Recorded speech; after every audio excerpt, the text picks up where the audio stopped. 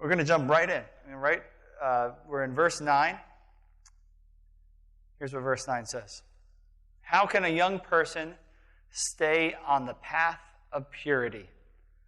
By living according to your word. Well, that sounds easy, right? That's it. There's the answer. Come on, let's do it. Let me make sure that we understand something here. The writer of this psalm, even though we don't know exactly who it was, there's a good possibility it was someone who was young and maybe asking the question for themselves. This isn't just to point at young men and say, young men should keep their way pure. Let's be honest and real and internalize this verse and say, how do we as people keep our life pure? Well, what does the word pure mean? It means to be clear or to be clean. And in the New Testament, I like this definition. When they use the word pure, it means unmixed. Think about that. That something is totally pure. Once you add something to it, now it's mixed and it's not pure anymore. If you are paying money for something that's totally pure and unmixed, right, you would say just a little bit. How much does it actually take to make something impure? Maybe this will help. Hey, Dad, you got a minute? Yeah. Okay, listen, it's about that movie, okay? Son, we've already talked about the movie. I know we already talked about the movie, okay? But just hear me out, okay? Some of my friends are going to see the movie, okay? And so what I'm saying is, I know the message of the movie does not coincide with the message of the Bible, okay? I'm aware of that. But it's just a little message, okay? It's just a little bit, so I don't think it matters, okay? And I know there is some gore in the movie, okay? But listen, it's just a little gore, just a little, okay? And I know it's not real, okay? And there's some cussing, or as you would say, language in the movie, okay? And I know that, but it's just a little language, okay? And I know it's not real, okay? And there's some nudity, okay? Son. No, hear me, let me finish, okay? It's just a little nudity. It's just a little. And I know it's not real. Son. No, Dad, please, can I please go see the movie, please? Okay. I knew it! You don't ever let me do anything. I don't even know why I asked you. What? Son, I said you can go see the movie. You're the best dad ever. Thanks. Okay, I knew we were going to have this conversation, so I decided that I would make you my famous brownies. These have been in the family for generations, for decades. Thanks. I'm going to take it with me and sneak it in the theater. No. Son, I want you to go ahead and eat the brownie now. Okay? Huh? Yeah, I want you to go ahead and eat it now. Okay. Same great ingredients that I've always put in the brownie, son. Since you were a little kid, eggs, the cocoa, the butter, the flour, the vanilla. But I added something this time. Just a little bit of something, but I added something. You shouldn't mess with perfection. Well, that's kind of my point, son. Yeah. Was it paprika? No. Was it allspice? No. Was it allspice? No. What was it? Dog poop. Dog poop.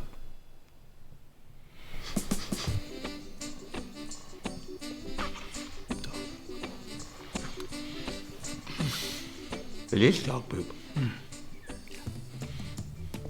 From the big dog or the little dog? Little dog. That's a load off. Then, why would you? Son, it's just a little bit. It shouldn't affect the whole batch. It's just a little bit. I get it. What? No. What? The next time you don't want me to go see a movie, just say, son, don't go see the movie. Don't feed me poop brownies. I don't even want to see the movie now. I just want to go get something to drink. There better be lemonade in the refrigerator.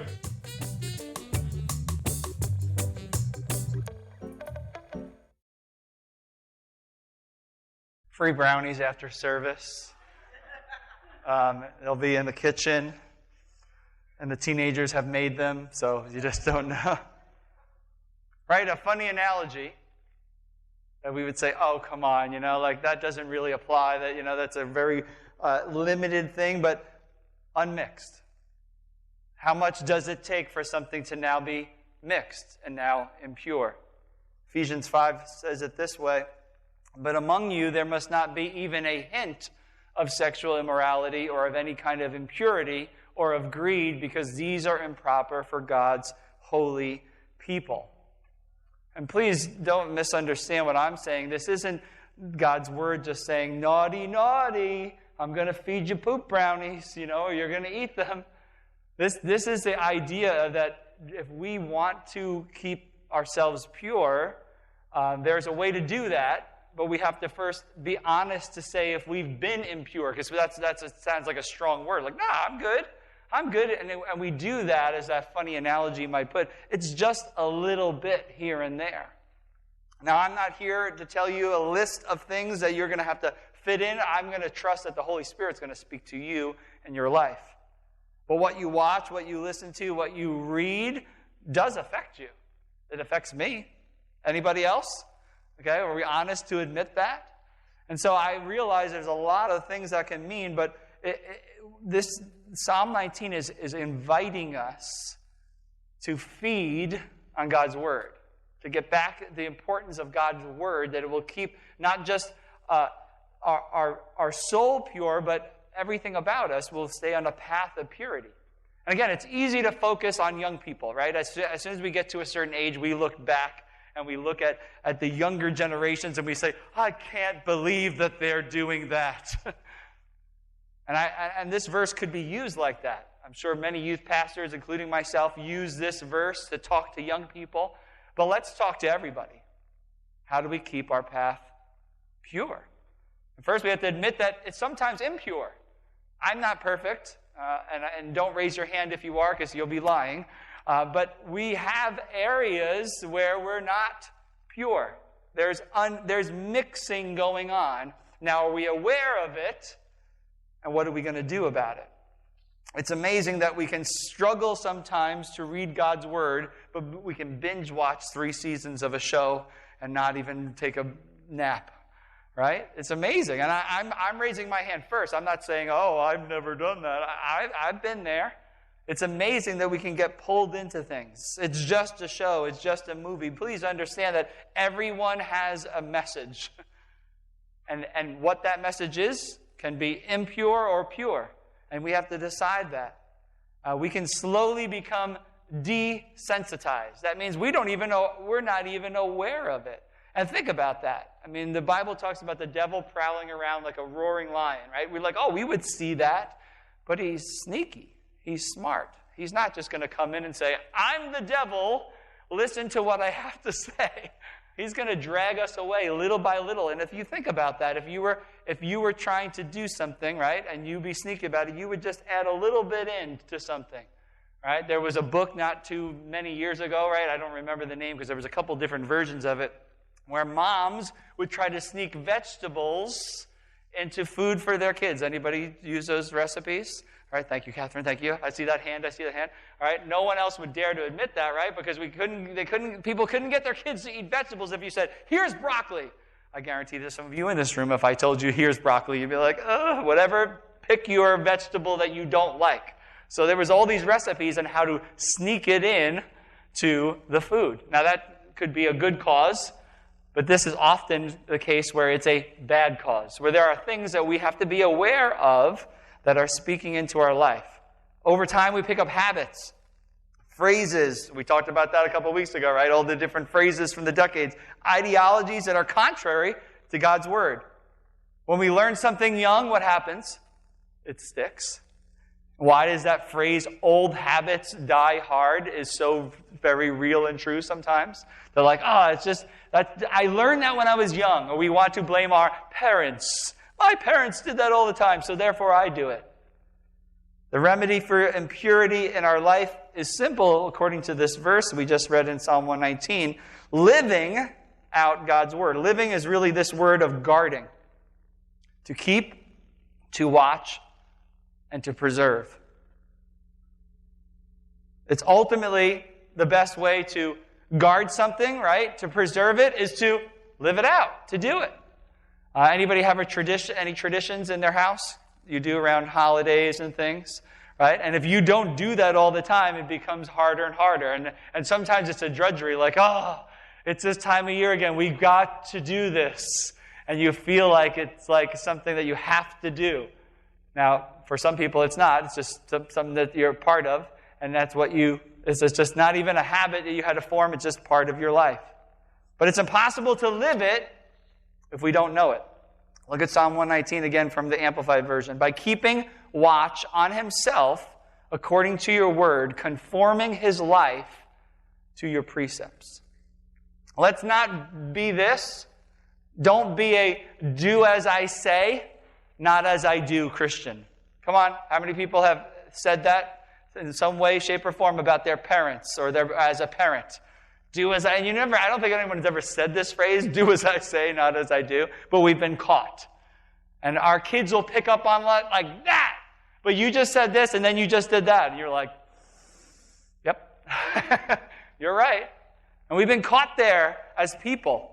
And as Christians, oh man, that's why sometimes I think we don't say certain things because we're afraid we're going to actually have to live it out. We have to back it up with actions. This portion of Psalm 119 is going to give us several actions that we can take that will help us live out God's word and guard it at the same time. That living out is a guarding. It becomes a lifestyle, and we're preserving God's word because how? The best way to do it is to live it out. And not just say it, because then it will go away if it's just something that we say. Right? I'll keep checking my watch. It's now March 13th. How are those New Year's resolutions doing? Anybody? I don't make them really anymore because I just doomed to disappoint myself. But right? What happens if we don't stay consistent? What? They just go away, and we hope they go away. And it's usually around dietary things, right? There was a party, there was a cake, there was, I couldn't say no, that would have been rude, and then by the time we get to a certain point, we're like, you know what, I haven't been doing it, I'm not even going to talk about it anymore. And so this can happen with God's word and God's truth. We just stop talking about it. It just goes away because we're not living it out. But there's some hope here, and there's some actions that we can take. Psalm 119, verse 10 says, I seek you with all my heart. Do not let me stray from your commands. And this is an important thing for us to realize as humans, that we are capable of straying. We're capable of it. This is what the word means. To sin through ignorance, or to let, or to make to wander. Anybody's mind wandering right now? Oh, okay, thank you. Some people just shook their head, not realizing that I was calling you out, right? We can do that, right? It's very easy. It doesn't take long to daydream. Don't stare out those windows, all right? You'll suddenly be like, woo. And we always joke in our house that we catch people in a stare. Like, we caught you in a stare, and you're just staring, and you're not there. You're just staring off, and you can do this to somebody, right? But spiritually speaking, that we can wander, that we can stray. And it doesn't mean that we're totally lost. It just means we're starting to get off course. And this is so important that we realize this. This is from an old hymn, and it popped in my head right away. It says, prone to wander, Lord, I feel it. Prone to leave the God I love. Here's my heart, oh, take and seal it for thy courts above. I mean, most of the biblical examples we get are people that are straying, they're wandering. And we see the examples. They're struggling with staying on track, staying in God's word, living it out. And so please give yourself a little bit of grace here. That happens. And this is one of the things that the psalmist says, I'm going to seek you with all of my heart. And so seek with everything that we are. Let God's word affect you. Every area of your life. Private, public, social, your job, your family, your marriage, your politics, your media choices, your language, your thoughts, your motives. I can go on and on and on. And that's the whole point. That God's word is supposed to infiltrate every part of who we are. Remember, I won't keep defining all of the words that we've defined before. Go back and listen again. But that word heart is the totality of who we are. That's the heart of who we are. Our thoughts, our will, our emotions. And we can't just go along and say, well, I didn't know. I didn't know that was God's law, Because ignorance is bliss, isn't it? Sometimes we're like, I didn't know. And this is my only example that I have, and I'll be quick about it. I was on the LIE one time with a trailer, and I pulled into the HOV lane. And now some of you go, oh, of course you can't go into HOV lane with a trailer. I didn't know. All right? And I'm driving along with a van full of teenagers. I even told them to look for a sign. Now, the sign was on the opposite side of the road. I got pulled over by police. Gabby, were you in the van? All right, she says yes. It was fun. We were taking pictures of Pastor Keith. You were getting a ticket on the church van. But I literally said to the police over there, I didn't know, and he didn't care. I mean, he could have said, that's all right. But you don't get off an excuse because you didn't know. Please understand that. It's the same thing with God's Word. We're going to say, well, I never read the Bible. I didn't know. That's not going to get you off. That's not going to be an excuse that we say, well, we didn't know. It was here. It was available. Everyone now can download it on their phone, and you can pick whatever version, and it will read it to you. We have no excuse to say we don't know God's Word. And it's our job then. It's our responsibility to learn it, to ask God, even if you say, I don't understand this. That's the biggest thing I've gotten through all the years of ministry. People say, I don't understand the Bible. That never stopped you from all getting smartphones, right? You all know what all of it does. That never stopped you from driving a car. Can you explain to me how a catalytic converter actually works? Some of you can. Some of you have no idea what I'm talking about. You get in the car, you turn the key, and it works, and you're glad for it. And yet you put a lot of faith in that car, and you drive it around, and you don't say, well, I don't know everything about it, so I'm not getting involved. But yet, when it comes to the Bible, we say, well, I don't understand it. I'm not going to touch that thing. Dive in. Let God's Word, it says, seek you with all my heart. He likes me even if you seek with questions. And say, I don't know what this is, but I'm willing to try. Let's keep reading. It says, verse 11, I have hidden your word in my heart that I might not sin against you. How many of you heard this verse before? Right? This is a good children's church verse. It's probably been used in all different ways. And so this word hidden is very similar to that word guard and live. To protect, to esteem, to keep. So it's not like you just hide it and I don't know where it is. And then I can't find it. No, you are putting it to a place of honor. You are protecting it. You are keeping it. The best way to keep it is to do it. To actually apply it to your life. It's not as easy as it sounds.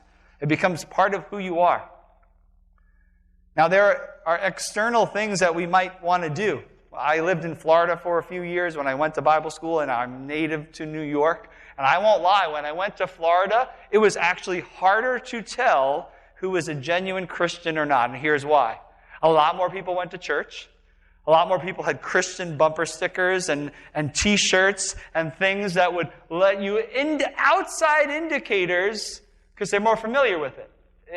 Could fit into the Bible belt somehow, and we would say, oh, okay, so everybody's a Christian. But I'll be the first to tell you, they were not.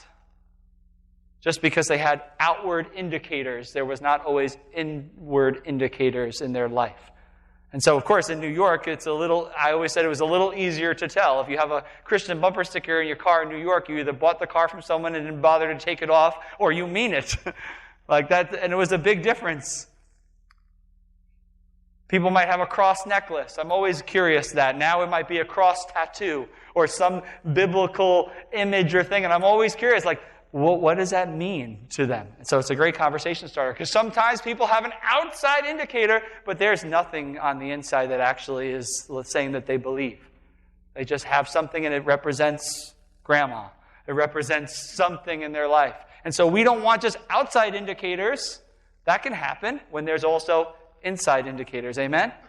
That God's Word is hidden in my heart. It's transforming how I think and how I live and what I do. And it's got to happen for it to be authentic. Psalm 51:6 says this, behold, you desire truth in the inward parts, and in the hidden part you will make me to know wisdom. So where do we hide this? Oh, I will define the word again. I tell you a fib.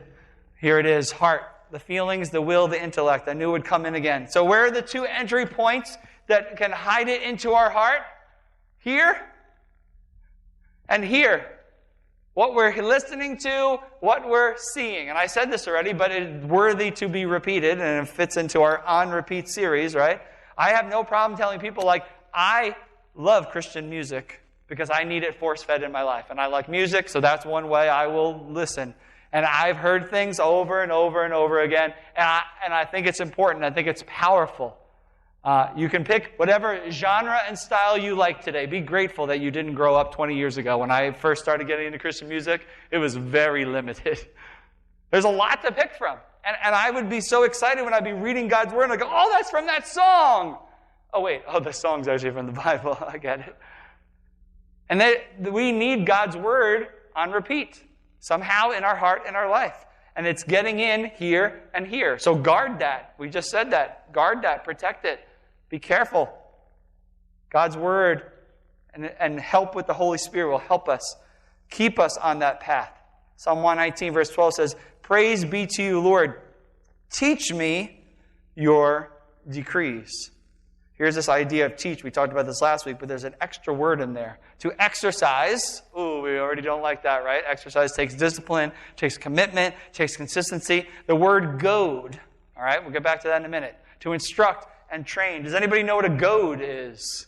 All right, it's not a goat. I didn't misspell it. Okay, I'm going to show you what a goad is because I didn't know either. And I was like, huh. So this is the way that it says, praise be to you, Lord. Teach me your decrees. Exercise, we're like, oh, okay. Instruct, all right, as long as you're nice about it. Train, goad. That's a goad. And so it'll be used with a horse or cattle and something to poke at it. And you're like, actually, they said it would be used for like elephants, so it's something even larger. And you would goad them. Now, listen, okay? This is what the biblical writers are understanding. Sometimes we need a good poke. Come on. All right? That's not poking on, whatever social media when you could poke people. Remember that? Someone poked you. Like, why are you poking me? Poke you back. All right? This poke's going to hurt a little bit. And sometimes we need it. But we don't like that. We don't want to be in church. Don't tell me what to do. Go goad somebody else. All right? So now you can start using that word. But look what Hebrews says. Let us hold unswervingly to the hope we profess. For he who promised is faithful. And let us consider how we may spur one another on toward love and good deeds. What do you think of right away? And you hear spur, right? Jen Kane wearing cowboy boots, right? She's probably got spurs, right? It says, not giving up, meeting together as some are in the habit of doing. Oh! What? The Bible talks about meeting together? But encouraging one another, and all the more as you see the day approaching. Sometimes someone needs a reminder. Hey, where you been? Oh, that person, I can't believe that pastor texted me and asked me how I'm doing. Leave me alone. I got my own stuff going on. Can we be real and say sometimes we need a good goad? And sometimes God will use somebody else, and we might not even like the delivery, but it's true. And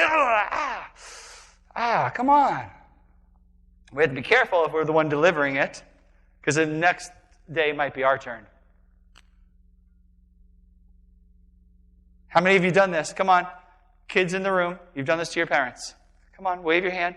Come on. Dad, dad, dad, dad, dad, dad, dad, mom, mom, mom, mom.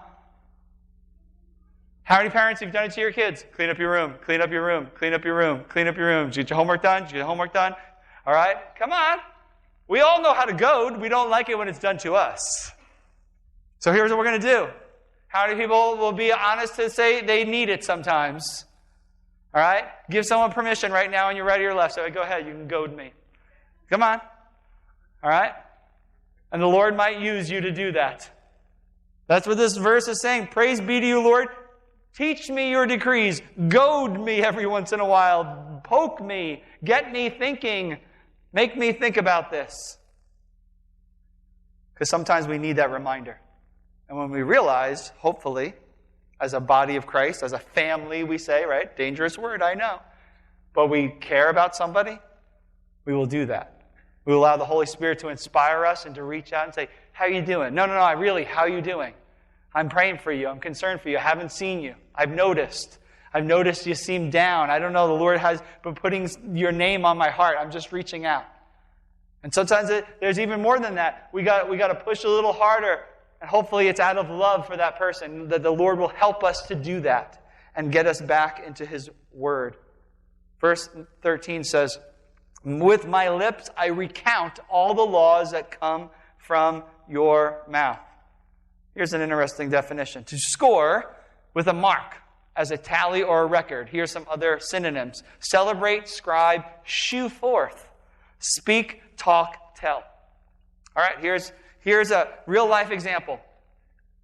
If you go to the back of the room right now, don't do it right now, do it after service, and you ask Alex about coffee, he will recount. He will celebrate. He will shew forth. He will speak. He will talk. He will tell about coffee. Right, Alex? Testify back there. He has no problem. He will recount it. Oh, yeah, this is what I used to drink. This is how I weighed the beans and all this stuff. And he will talk to you for hours about it. It's not hard. He just tells you. And some of you in this room, you have things like that, right? There's things that you just, I like it. I talk about it. And so the psalmist here is saying God's word is one of those things that we have to learn how to talk about it, to remember it, to say, oh yeah, this is what God's word, this is what it's done in my life. I can celebrate, I can scribe, I can shew forth, I can speak, I can talk, I can tell. And it doesn't mean you have to be a biblical scholar. You say, this verse has been inspiring to me. It's gotten me through a lot. I can talk about it. I can tell about it. Speak to the Lord. Speak of the Lord often. It might sound repetitive to somebody, but you might be that person that's on repeat in that person's life. And every time I talk to you, you bring up something about God. Yep. And it's going to get through to them because that's what happens with us, right? How many times have we seen a commercial? You've seen it over and over and over. Every marketing thing knows this. If they can get at you and you eventually will buy it or think about it, and then what happens? What do we do now when there are certain brands that come to, we go, oh, we're going to go look for this. Let me Google it. Like, why is that? There are other search engines besides Google. Why is that? Because that's all, everybody says that now. It's actually a phrase in our society. You just say that. There's other ones that work. But that's what we go to. And pick whatever thing you want. You've seen it enough, you will eventually say, oh, you know what? I need to get car insurance, so therefore I will get, there's a few up there, right? But the Geico ones are funny, so I'll pick Geico. Marketing works. Being on repeat works. Do you think God's word can work even better? Amen? So you have an opportunity to recount that. With my lips I recount all the laws that come from your mouth. That's your responsibility. God's not going to make you do it. But here's what we hesitate. Because then we also have to live it out. Because we then become in danger of becoming the worst word as a Christian to be called a hypocrite. Let's just get it out now. I'm a hypocrite. Say it out loud with me. I'm a hypocrite. I'm a hypocrite sometimes, yeah. It doesn't mean I want to stay a hypocrite. It doesn't mean I want to be a hypocrite all the time. But I'm aware that's going to happen. That's not a reason to just sit back and say, well, I'm not going to talk about that because someone might say, I sound hypocritical. People sound hypocritical all the time. Don't worry. You'll catch somebody somewhere in some topic. And that's the thing is don't let that stop you then from saying, you know what? I'm still going to let God's word change me from the inside out. I'm going to talk of it often. I'm going to recount it. And then he goes on to say this. I rejoice in following your statutes as one rejoices in great riches. Think about this. We know what the word rejoice means. To delight, to exalt. God's word, and this is what I want you to do a fill in the blank with me. God's word is better than, and fill in the blank. Now you're going to start low, right? God's word is better than doing my taxes. God's word is better than a flat tire. All right, yeah. No, but this is actually saying, I rejoice in following your statutes as one rejoices in great riches. You won the lottery. You got a really good tax return. You get an inheritance, and it's way more than you thought. If you won a contest, don't you run around and tell people, look what I won. This is what I got. We do that with God's word. More than we would if we had great riches. We're like, well, I'll be the first to admit, right? I remember doing this in high school. I was challenged to bring my Bible to high school. Now, I couldn't put it on my phone, right? We can just hide that now. We're like, yep, just scrolling, just doing whatever. But I remember being so self-conscious. Like, I'm going to take my Bible out, and I'd hide it in my backpack and homeroom and open it. And I don't even know if I read it. I think I was just so excited that I actually brought it. I don't even know if it made any impact. No idea. But it was impacting me to realize this is part of the growth process. I took that step. I would be less nervous now about opening my Bible in public, not just because I'm a pastor. Ultimately, God's Word guides us to where real life is found. We should tell somebody with joy. We should be excited. There should be a little bit of excitement as I rejoice. Now, this is not just in God's Word. I am following your statutes. Yep, there's standards in my life, and I'm excited about it. There's things I shouldn't do, and there's things I should do. And that brings me joy, because joy of the Lord is our strength. Because what else can we get excited about? Oh, let's be honest. You can talk to anybody every day, and you're probably not finding too many people that are excited about anything. And joy doesn't mean you have to be like giddy all the time. Joy can just be that inner strength of like, you know what? God's got this. I'm content. I'm walking the path that I'm supposed to. God's with me. Here's what he goes on to say. These are all actions. We're going to sum them all up in a little bit. I meditate on your precepts and consider your ways. Here's what the word meditate means biblically. To ponder. Here's some other words. Commune, complain, even complain. Like, that's okay to come to the Lord and have a complaint session. Better to do it with him than on social media, than with somebody who can't do anything about it. The checker at the supermarket, you know what happened to me today? They're just like, please leave me alone. I'm getting out at 3 o'clock, just leave me alone. Just to let you know. To declare, to muse, to pray, to speak, or to talk with. Here's the difference. Eastern meditation is all about emptying yourself. That's not what biblical meditation is. Biblical meditation is filling. Filling. Think about this. Did you ever stew over something? I don't mean like physical stew. I mean like you're stewing over something. There's a reason why that word is called premeditated. It's usually a negative thing. What does that mean? You stewed about it for quite a while. It didn't just, I'm going to do this today. No, notice that word, even as I said, a premeditated, right? We automatically thought murder, right? Like that's a negative connotation. But what if we actually premeditated over our life in obedience to God? God, should I make this decision? Should I do this? And I'm gonna stew in your word a little bit. I'm going to let it soak in, and I'm going to sit in your word. I'm going to keep going back to your word. I'm going to keep praying. Like, wow, wouldn't that be awesome? What would change in our life if we did that? I do this on vacations. Where's my vacation researchers? Okay? I meditate on where we're going to go. All right? I fill myself with information. Okay? Claire is very glad for that because she's like, I love that you just figure it all out. All right? I got the clipboard of fun, and we're going to go through it. All right? And we're going to do it. All right? And there are things, right, that help when you do that. I've actually been very glad a few times. I'm like, all right, I know where we are because I looked on this in Google Maps, and I was able to go down to the street level, and I remember that building. All right, I have a semblance of an idea where we are. Think about our life, though. This is what this verse is saying. I meditate on your precepts, and I consider your ways. Stew in it. Get it. If you're not sure, you don't have peace about it, get in God's Word. Keep reading it. Go on repeat. Wouldn't that be helpful? Wouldn't that be? We don't like, I don't know if anybody likes, do you like being in pressure situations where you have to make a decision right now? Okay? I do not like that. Anybody buy a car ever? All right? And then they bring you to the other room that doesn't have windows, and then they want to add on all these features. And suddenly you're like, I don't know. Do I need that? It's safety. And they do it on purpose, right? I don't like that feeling. I'm like, nope, get me out. I don't want this. Like, I don't want the car now. But think about God's Word. If we spiritually stewed in His Word, we soaked in it, I guarantee God's Word will do what only God's Word can do. It will drive out the darkness. It will drive out the worry and the fear, and you'll begin to, by spiritual osmosis, it'll begin to soak into who you are. Sound good, right? Like, fill that up in the jacuzzi. Let's get in. I wish it was that easy.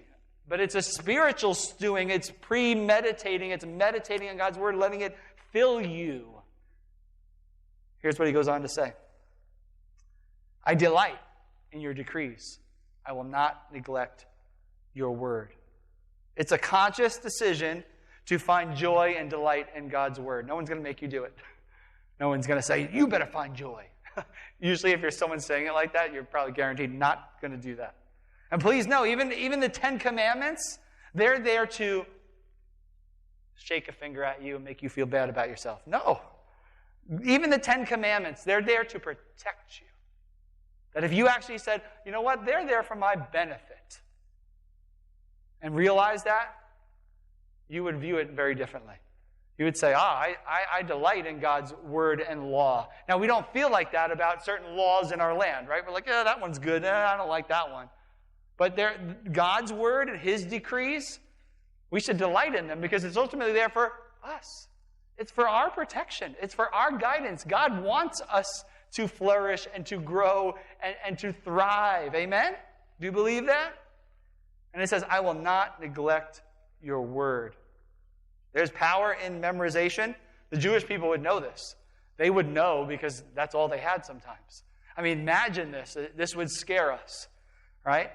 Imagine tomorrow every family photo that you ever had was gone. It's gone. Anything from the past that you had from your kids, from whatever, is gone. No, I have no memory of it. Now, how many of us would be as nervous if we said all Bibles are gone? They're deleted, no apps, all of them were going to be removed. We'd be like, oh. How would we scramble to memorize, to figure out ways to put it into practice? Isn't that the best way to remember something, is to do it? Right? I see that all the time. That's the best way to learn, right? For me, at least. I can read it all day, but you got to give me an opportunity to do it. I got to let the rubber meet the road. I've got to actually do it. Think about this. I'm only going to give you one quote outside of the Bible this week. In our natural state, what is more agreeable to us than that which is sinful?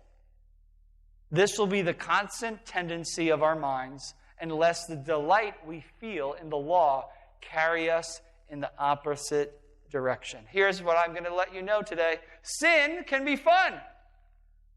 I only got one laugh, right? We're afraid to admit that in church. I think we have to be honest, and that's why sometimes people don't want to hear Christians, because they're like, oh, you're just all these goody two-shoes that don't do everything right. No, sin can be fun. It's quite fun. And it's really like more fun than you're willing to admit right now, because some of you are looking at me like, Pastor Keith, you're not allowed to say this. No, we have to. There's no denying that. Don't be shocked when people choose the beach over coming to church. Don't be shocked when people say, oh, you want to come to a worship night or go to the movies? Oh, well, okay. Don't be shocked when people choose spring break in Miami over a missions trip. That's not shocking to me. I'm never shocked by that. Like, oh. They're like, oh, you want to go to church? That's your thing. Here's what Hebrews says. By faith, Moses, when he had grown up, refused to be known as the son of Pharaoh's daughter. He chose to be mistreated along with the people of God rather than to enjoy the fleeting pleasures of sin. Now, here's the flip side. Is it fun? Is it enjoyable? Absolutely, but it's fleeting. Here's what this word means, and it's two definitions. It means emotions towards with a season. So it's emotion towards a season.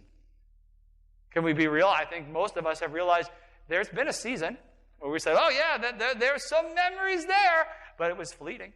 Did not do what you expected it to do. It probably took you much further than you thought you ever would go, and sometimes you don't know how to get back.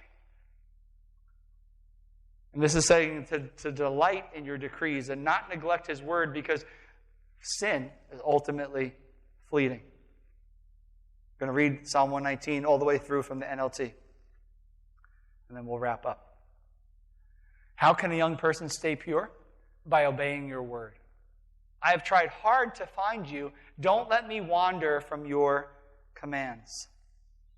I've hidden your word in my heart that I might not sin against you. I praise you, O Lord. Teach me your decrees. I have recited aloud all the regulations you have given us. I have rejoiced in your laws as much as in riches. I will study your commandments and reflect on your ways. I will delight in your decrees and not forget your word. Here's these action words that we were given in Psalm 119 today. And please, I want to make this very clear. doing these things don't make us a Christian. Accepting Jesus and realizing that we needed a Savior starts that process to say, you know what, I needed Jesus. I needed to be forgiven. I needed to be transformed. I needed to be made new. That's what starts this. But the psalmist is reminding us that it's easy once we've made that decision to wander. And just to say, well, that was good. Covered all that. Now let's get back to regular life. No, your life is meant to never be the same again. You're walking on a new path. Repent means to turn from. So you turn from your sin and you start walking in your life in a new direction. These are some action words that sometimes we need help with. To seek, hide God's word in our heart. Teach me, recite aloud, rejoice, delight, study, reflect, meditate, not forget. None of these are easy, and none of them we're going to do just on our own. But I want you to think about your own life right now and figure out where you are on this journey. What's on repeat in your life? What are you hearing over and over again? Is it leading you to a place where you're like, you know what? My life's so much better. Because God's word can lead us to a place that's so much better than we think. He's got plans and purposes for us that sometimes we don't even realize because we think, I can never get away from the things that I've been through. God says otherwise. And so these words, if you see them and go, wow, this is impossible, then you're at a good starting point. That's kind of the point. We can't do these on our own. But God can help us. Being in church will not make you a Christian, but it will help. It will help you get around other people that are on this journey as well, that are desiring to do these same things, because I guarantee if you find people who are not desiring at all to follow Jesus, they will do all the opposite of this list, and they will keep us from wandering more. Right? You hear the old adage, right? Birds of a feather flock together. Other wandering people will find other wandering people and say, come wander with us. We're wandering further away from the Lord. Even when I was at Bible school, I was warned, and I couldn't believe it. I'm like, I'm at Bible school. Everybody's here for the same reasons, and that was not true. And I watched friends of mine that came in with strong convictions because God had done something in their life, and they met other people that were wandering, and slowly but surely grabbed them and pulled them away. Walked them away. And I have a few friends that sat in the same experiences that I did and are not walking with Jesus today. And you're like, well, how could that be? How could I end up here pastoring a church and they end up totally further and far away? Because it's a choice to follow after Jesus. He's not going to force you to do it. And if you don't sometimes stew in His word and let it impact you, then over time, you will wander. But He always allows the wanderers to come right back. He's always pursuing you. And sometimes you're probably a little creeped out by it because there's like things happen and you're like, oh man, how did that happen? Because He's pursuing you. He wants you back. Even if you're in church and you could be wandering. Do you understand that? Like, I don't want people to think, oh, just because you're not in church. Like that, I've known people that have sat in church for years and have been wandering because they were not living out God's word. They were not making the attempt. And maybe it was just for the fear of hypocrisy. Like, I don't want to be seen as a hypocrite, so at least I'm being genuine. Okay, that's good. But eventually you've got to move past that and say, I want to learn and grow. So here's how we're going to close this morning. I'm going to pray a closing prayer, and I'm going to play this hymn that I mentioned. And I want you to respond to the Lord however you feel led to this morning. I'm going to ask Alex and Gabby and my wife to come up here, and we're going to just pray for you. We want to encourage you. We're in this together. All right? I already admitted it first that I'm a hypocrite sometimes. So we're all on equal playing ground here. But sometimes we need encouragement. Sometimes we need help. And so that list, I'll put it back up on that screen from Psalm 119. If there's an area that you said, I could really need some help and some growth in, we just want to pray with you. We want to encourage you this morning. Lord Jesus, we thank you for this time as a church. I pray, God, in the next few moments, God, we would just be real. We would just be authentic with you. And I pray, God, I already know, God, that you're stirring some hearts this morning. And we would not just respond because we feel guilty, God. We would respond because we feel you pulling us back from wandering. And you love us, and you have an amazing way of getting a hold of us. And we thank you for that. So I pray, God, that we all would grow in learning how to keep our way pure by living according to your word. Help us in this area, God. We want to live for you because we know your way is so much better than our own way. So have your way in these next moments, God. Help us to respond. Help us to pray. Help us to seek you, even if we don't totally understand what that means. Let us make that first attempt today. In Jesus' name.